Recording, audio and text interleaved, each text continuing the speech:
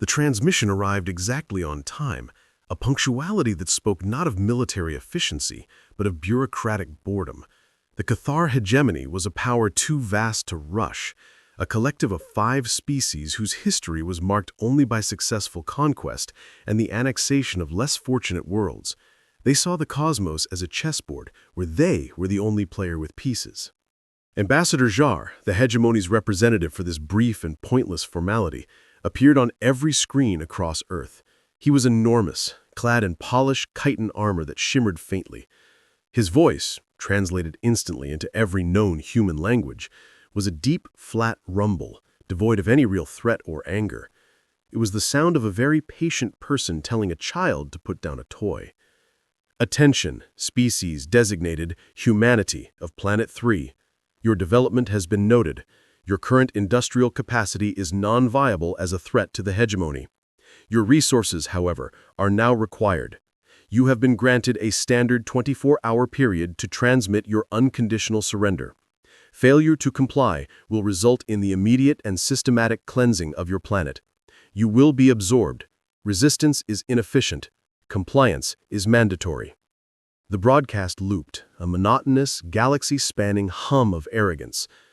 In a deep, quiet corner of the Cheyenne Mountain complex, military analyst Lily Vance watched the alien on a small monitor.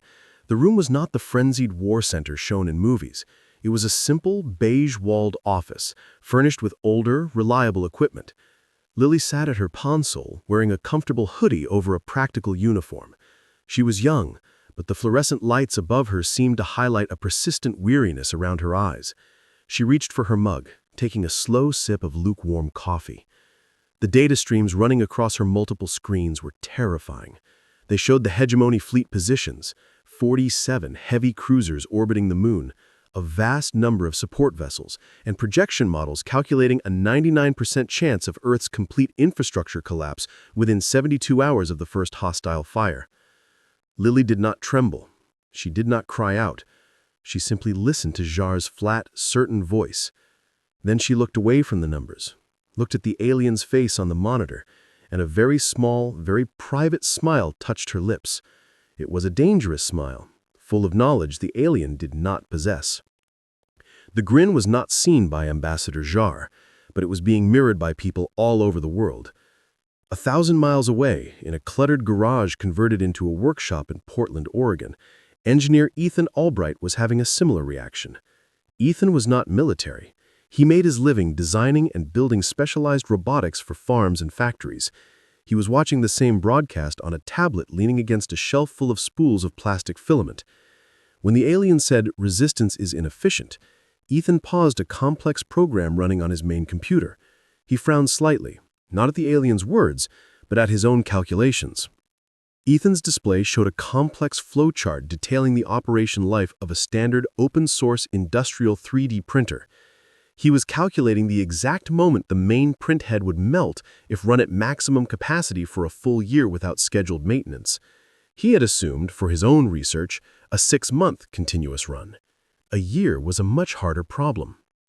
32% chance of complete thermal failure in month 9, Ethan muttered, tapping the screen to adjust the cooling profile. He was not thinking about survival. He was thinking about manufacturing output. The alien's threat was real, but so was the elegant efficiency of rapid prototyping. The world was not reacting the way Ambassador Jar had been taught to expect. There were no mass protests demanding surrender. There were no politicians weeping on television. There was just a quiet, deep determination settling over the globe. The global financial markets, which should have collapsed into chaos, simply went into a planned hibernation mode. The news anchors read the declaration, reported the scientific facts of the alien power, and then calmly reminded everyone to check their local neighborhood defense network status. 10 years earlier, humanity had accepted the simple, brutal truth. A space war against a galactic empire would not be won with big, expensive ships or heroic last stands. It would be won with logistics. It would be won with the kind of cheap, disposable ingenuity that had defined human consumer culture for the last 2 centuries. Lily Vance finished her coffee. The 99% failure rate on her screen was correct if humanity fought the war the Cathar expected. But humanity was not going to fight that war. They had been planning for this, not with dreadnoughts and laser cannons, but with software updates and decentralized supply chains. Lily clicked one single large button on her console labeled Vespida Execute. It was not an attack button. It was a global activation order for a project designed around a single, infuriating principle: make war so tedious and so cheap for the enemy that they simply give up. As the alien ambassador repeated his hollow threat for the fourth time, the smile returned to Lily's face. It was no longer small. It was wide, confident, and perhaps a little crazy. It was the face of a species that had just realized the problem they had been training for was finally here. The galaxy had declared war on Earth. Earth was ready to play. The 24-hour surrender window passed. Ambassador Jar, hovering in his flagship above the orbital plane, felt a familiar irritation. Every new species tried to bluff. They all believed their will was stronger than the hegemony's force. They never learned. Jar gave a simple command. The hegemony was not wasteful, so they did not target Earth's surface yet. Instead, a single heavy cruiser, the Aura of Certainty, fired a beam of focused energy. The target was an old, defunct human base on the far side of the moon. The base, long since emptied of people and materials, was instantly vaporized, leaving a new, clean crater in the lunar dust. The aliens waited for the reaction. They waited for the global news reports of panic, for the frantic messages begging for terms, for the sudden realization of hopelessness. Their intelligence indicated that a demonstration of power always broke the enemy's will. They received silence. On Earth, the news reported the moon-based destruction with clinical detachment. The anchors called it a symbolic strike, and then moved on to weather updates. This lack of fear was more disturbing to the Cathar analysts than any display of defiance would have been. Deep beneath the dry, red earth of Nevada, the newly formed Global Defense Directorate was operating out of what looked less like a military base and more like a high-end server farm. Admiral Chris Cole, commander of the GDD, was in a small, windowless office that smelled faintly of ozone and stale coffee. He looked at the reports of the lunar strike and simply signed off on a massive logistics manifest. "Good shot. Waste of energy," Chris mumbled, pushing the manifest across his steel desk to Alex Harding. Alex, the chief strategist for the directorate, looked like he should be teaching a college course on ancient history. He wore glasses perched low on his nose and a perpetually rumpled shirt.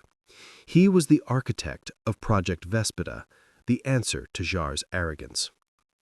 "They want to force a high-value engagement," Alex said, circling a number on the manifest with a red pen. "They're looking for our capital ships, Chris. They expect us to bring out the big guns, lose them quickly, and then surrender." Chris leaned back in his chair. "Well, they'll be looking a long time. Are the energy demands sustainable for full Vespida production?" Alex smiled, the tired, knowing smile that was becoming common among the human command structure. "We're running 20% over projected capacity, Admiral. We converted the entire global consumer electronics grid. Every automated warehouse, every factory that used to crank out smart devices and high-end toys is now building wasps." Project Vespida was not about building one giant ship to fight the alien flagship. It was about making the cost of war impossible for the enemy. The hegemony's ships were magnificent, shielded and deadly, but they required huge amounts of energy, rare materials, and highly trained pilots. Humanity's wasps were the opposite. They were small, ugly, and expendable. They were made from common metals, space debris, and printed components. They carried a tiny microfusion charge, just enough to punch through an exhausted shield or damage a sensor array. Their main strength was their simplicity and their numbers.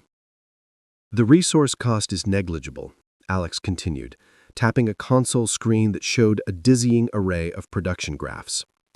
"We're literally building the new fleet faster than their ships can fire. The cost for them to shoot down 1,000 of our drones is orders of magnitude higher than the cost for us to build those same 1,000 drones. Chris understood the concept perfectly. It was industrial warfare taken to the extreme. The hegemony expected a duel. Humanity was preparing a flood. "What about the new orbital points?" Chris asked, referring to a series of hidden fabrication clusters disguised as commercial satellite constellations. "Online and operating at 75%, Alex confirmed. They're using recycled garbage from the old space junk fields. Every piece of space trash is now potential ordnance. We turned pollution into production." Chris stood up, stretching his arms above his head. He looked over the complex operations room, which was humming with quiet, concentrated activity. No shouting, no panic, just logistics experts and engineers managing the world's largest, most rapid supply chain overhaul. "Let John move in closer," Chris said, a genuine, easy grin spreading across his face. "Let him waste a few more days waiting for the phone call. We are not afraid of his power. We are only concerned with how fast we can make more things. Tell Lily to prepare the launch signals. We'll let them get a good look at the Earth before we start making their lives difficult." The quiet preparations were complete. The world was armed, not with cannons, but with production capacity. And that capacity was about to be unleashed. The lack of response from the small, isolated planet was irritating. Ambassador Czar of the Cathar hegemony found himself staring at the blue marble for 2 days longer than his operations manual allowed. This delay was inefficient and costly. His race did not waste time on silent planets. "Prepare the advance fleet," Czar commanded his tactical officer, a being named Krell. "Move 20 cruisers into high orbit. This is no longer a negotiation. This is a deployment. They will see our shadow on their cities and understand their fate." The advance fleet, led by the heavy cruiser Unwavering Judgment, began its slow, majestic descent towards Earth's close orbit. The ships were beautiful, silent monuments to technological superiority. Their shields shimmered with stored power, ready to deflect any pitiful resistance. The Cathar expected a few desperate human starfighters to launch, probably poorly piloted and quickly destroyed, allowing Czar to demand surrender before the fleet's main weapons were even primed. Thousands of miles below, in the cool, silent operations room of Cheyenne Mountain, Lily Vance watched the alien ships move. The new vector brought them from distant dots on her screen to looming threats. She felt the familiar weight of responsibility, but it was countered by the secret excitement of an engineer seeing a perfect plan finally put into motion. "Krell thinks he's forcing our hand," Lily muttered to herself, staring at the complex three-dimensional display. "He thinks he's giving us the final push to surrender." She reached out and tapped a series of activation codes into her primary console. The process was calm, simple, and irreversible. This was not a weapon launch, it was a production signal. The signal was the global activation for Project Vespida. It traveled through secure deep-sea fiber-optic cables, through repurposed radio relays, and through dozens of orbital hubs disguised as weather satellites. It spread across the globe and into space. On the planet's surface, in hundreds of commercial shipping docks from Singapore to Rotterdam, containers that were supposed to hold electronics suddenly opened. Inside, the repurposed industrial 3D printers and assembly bots, running on borrowed power from local grids, began spitting out the metallic wasps. In underground train stations, in abandoned mining shafts, and in high-security vaults, millions of drones climbed through concealed vents and launch tubes, heading for the sky. In space, the orbital fabrication clusters, previously just collecting space junk and solar energy, burst into furious activity. Metallic waste, old satellite shells, and micrometeoroid shields were instantly melted down and reformed. The wasps were pushed out into the void, tiny engines roaring with focused solar thermal energy. Ambassador Czar's tactical officer, Krell, stiffened at his console. "Ambassador," Krell stated, his tone suddenly sharp with confusion, "we have received a massive, incomprehensible surge of energy readings from the planet and its debris field. Not capital ships, not even mid-sized vessels. They are small, very small. The hegemony sensors were built to track large, powerful signatures, dreadnoughts, carriers, and heavy fighters. They were not built to handle the output of 10 billion tiny, cheap engines all igniting at once. The computers were overwhelmed, classifying the incoming contacts as everything from atmospheric disturbances to meteoric showers. "What is the total number of contacts?" Tsar asked, a thread of genuine curiosity entering his voice for the first time. Krell ran a fast diagnostic. "The count is increasing too rapidly to confirm, Ambassador. Initial estimate, over 1 billion active contacts in our immediate flight path. They are disorganized, showing no military formation or advanced targeting." 1 billion, Tsar's voice rose slightly. "They are sending every piece of debris they have? This is not war. It is an appeal to our better nature by showing us garbage." He ordered the first wave of elite Cathar interceptors to launch. These ships were masterpieces of combat engineering, piloted by the best flyers the hegemony had. The order was simple: sweep the area clean and proceed to orbital blockade stations. As the interceptors sped toward the incoming swarm, the pilots were unimpressed. They saw the tiny, crudely built objects heading their way. It was an insult. The first volley of alien fire was precise and devastating. Hundreds of thousands of the human wasps simply disappeared in fiery bursts of plasma. It was an easy kill. Too easy.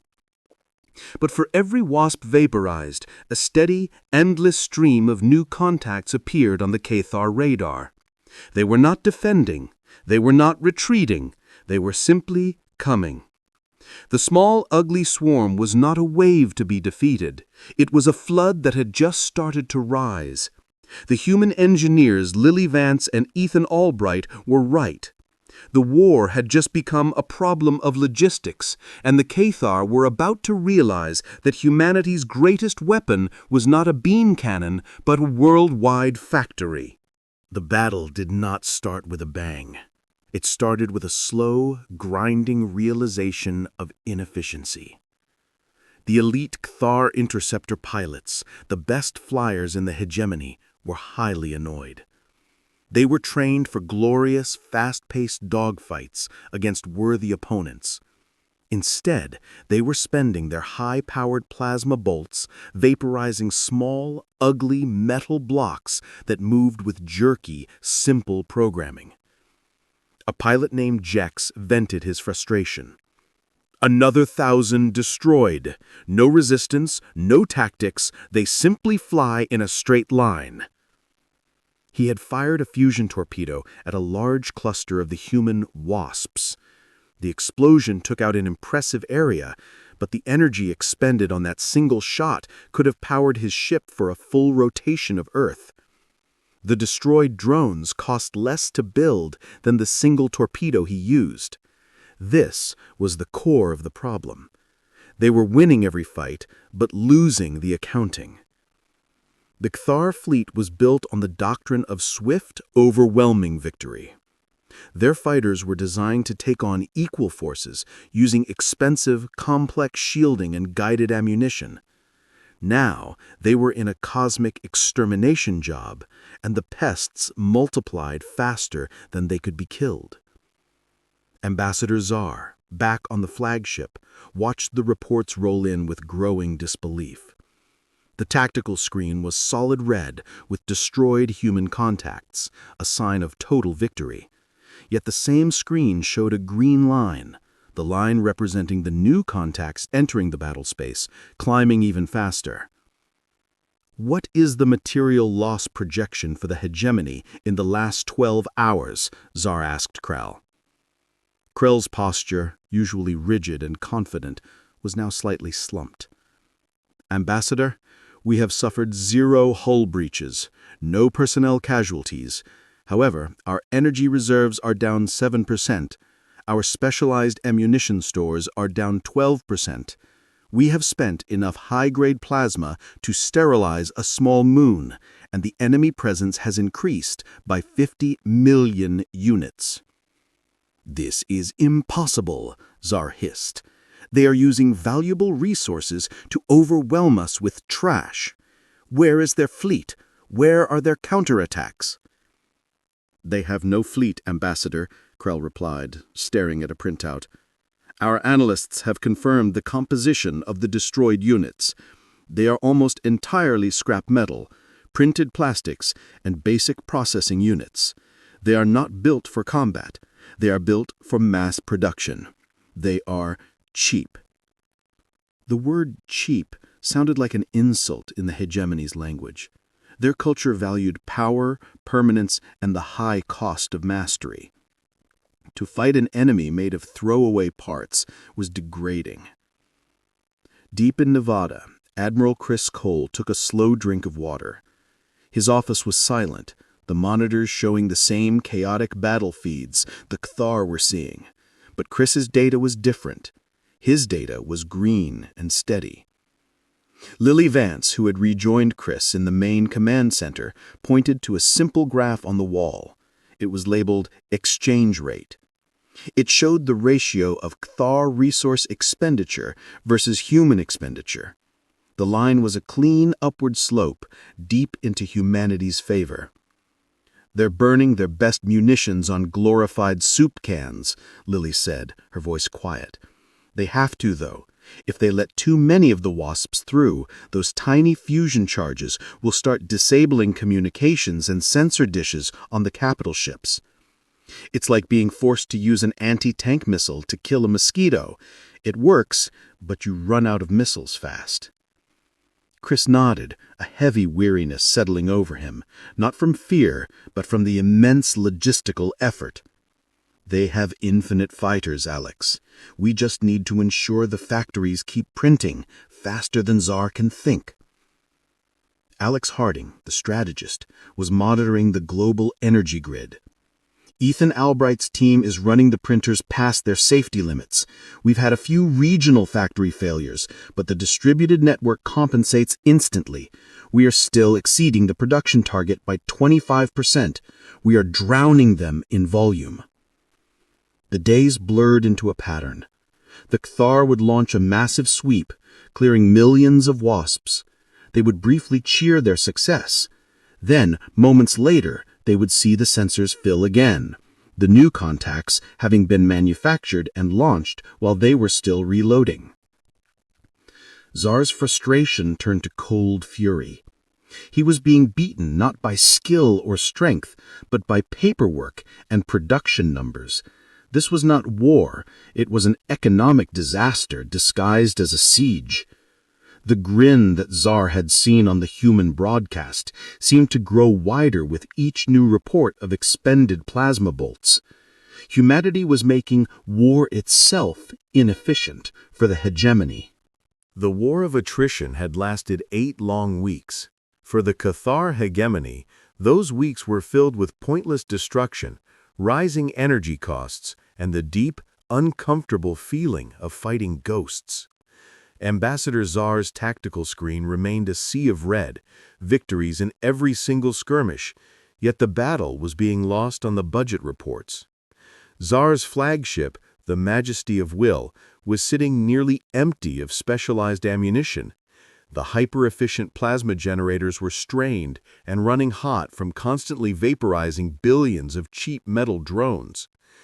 The hegemony had traveled across the stars to conquer a planet, and they were instead fighting a global factory. Finally, Tsar made the only logical decision left. He sent a single, heavily encrypted communication. It was not a demand for surrender. It was a request for parley. I need to speak to your highest-ranking military commander. We need terms of cessation. Admiral Chris Cole received the message while sharing a stale protein bar with Lily Vance. He looked at the request, then looked at Lily, and they both grinned. Chris sent back a simple reply. "We are ready to talk. Our security team will set the meeting point." The meeting took place aboard a small, hastily constructed human habitat orbiting a minor moon.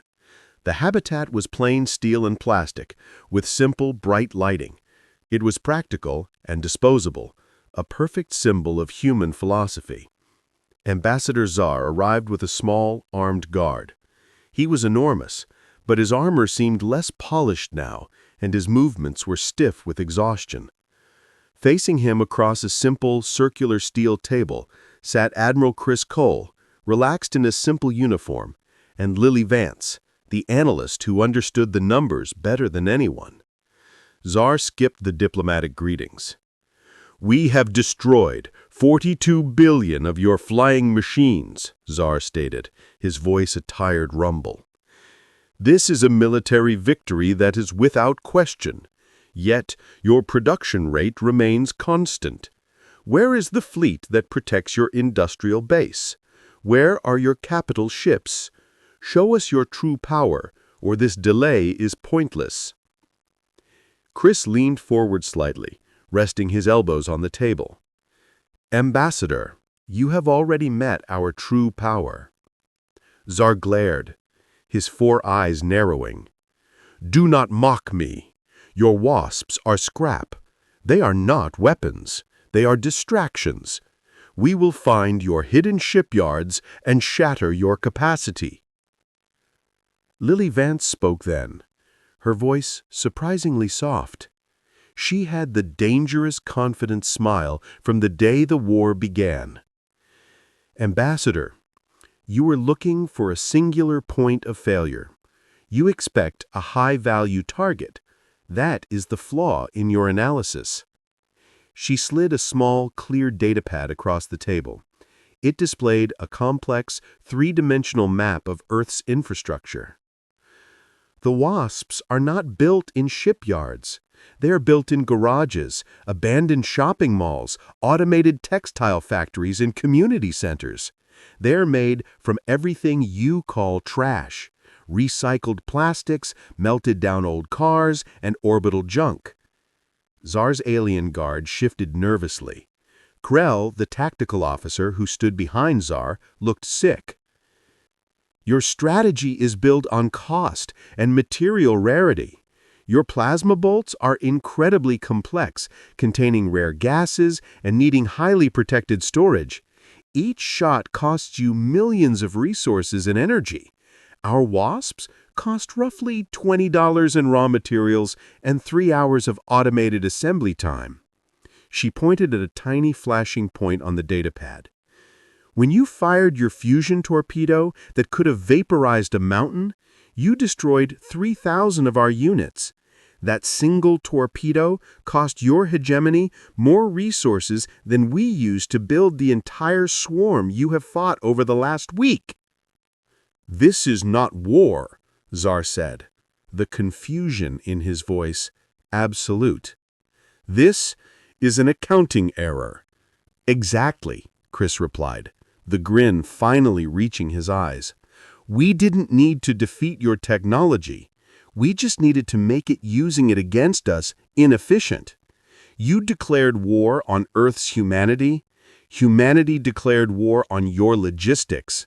You cannot win a war where your cost to fire a single weapon exceeds our cost to replace 1,000 targets." Krell whispered something urgently and horrified in Czar's own language. The core of his message was clear. They could sustain this level of fighting for perhaps another 2 months before the energy drain and ammunition shortages crippled their entire fleet.